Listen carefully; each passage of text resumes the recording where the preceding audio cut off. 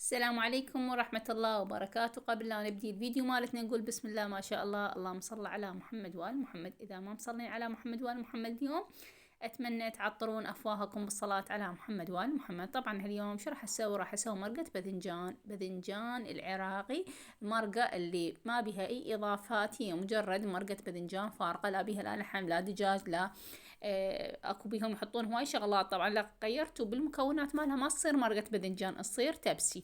بس اذا مرقة باذنجان هي هاي المكونات اللي راح تشاهدونها بالفيديو.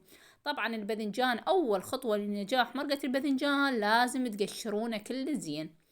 ليش؟ لان القشر اولا يخلي المرقة تصير لونها سودة، ثانيا ينطيها طعم شلون المرورة.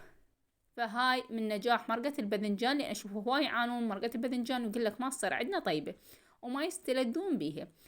ثاني خطوة لازم تتقصص بهذا الشكل، لا هي سمينة كلش ولا ضعيفة كلش. طبعا ضعيفة مو حلوة وسمينة كلش مو حلوة، بهذا الشكل. ولازم تتقصص طوال مو حلقات، تصير مرقة من تصير طوال. إذا صارت حلقات طبعا راح تنطي شبه للمرقة للتبسيل يسوونه حلقات. أوكي زين. بعد شنو عندنا؟ ضروري طماطة، يعني ما نكتفي نقول معجون، لا المعجون مجرد نحطه إذا احتاجينه. يعني مثل ما تقول اللون للمرقة، يعني طماطة عندنا ما بيها لون هالقد فاهي فنحط معجون. زين. نخلط الطماطة، قصصناها ونخلطها بهذا الشكل، اي خلاطة عندكم تخلطون بيها ماكو اي اشكال، المهم تنخلط الطماطة كلش زين.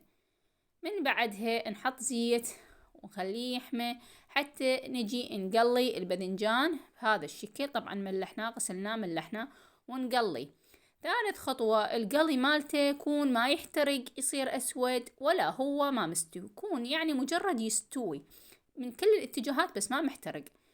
ونقصص البصل كلش ناعم، ضروري يتقصص ناعم، قصة ناعم. ومن بعدها نذبله. طبعا احنا ما نحط هواية زيت ويا البصل، لان الباذنجان شارب عبارة عن اسفنجة مالت زيت.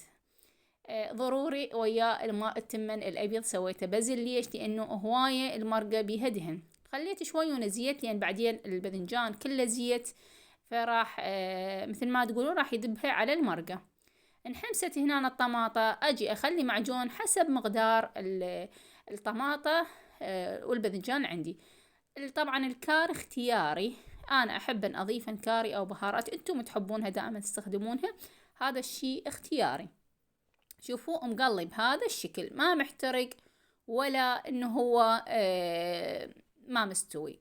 اجي اصفطهن بدون ما اخلطهن حيل حيل حتى يمرق، لا مجرد اصفطهن بعد ما مرقتها. طبعا هسه انا مرقتها قبل لا تستوي 5 دقائق او 10 دقائق، احطن الباذنجان والملح واخليها على نار هادئة تستوي ويصير عندنا بهذا الشكل لونها او شكلها او قوامها، وكلش كلش طيبة. طبعا انا احب مرقة الباذنجان، واكيد اللي دخلوا للفيديو اكيد يحبون مرقة الباذنجان.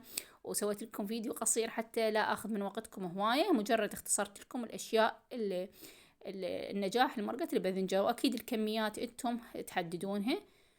وسهمكم وسهمنا العافية. وهذا شكلها النهاية. أتمنى الفيديو ينال إعجابكم. طبعا إذا دخلتوا لا تبخلون باللايك إذا أعجبكم الفيديو طبعا، وإذا أعجبكم اشتركوا بقناتي حتى تشوفون باقي الفيديوهات، وتركوا تعليقات إيجابية حتى أقراها وأعطيكم قلب.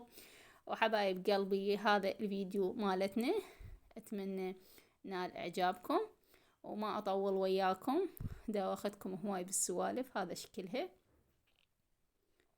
طبعا حساب الانستا كاتبته على الفيديو، وحساب اليوتيوب همينه كاتبته يوميات وبليال. حبايب قلبي انا اللي هنا احب انعوكم ويا نهاية الفيديو، واستودعكم الله ومع السلامة.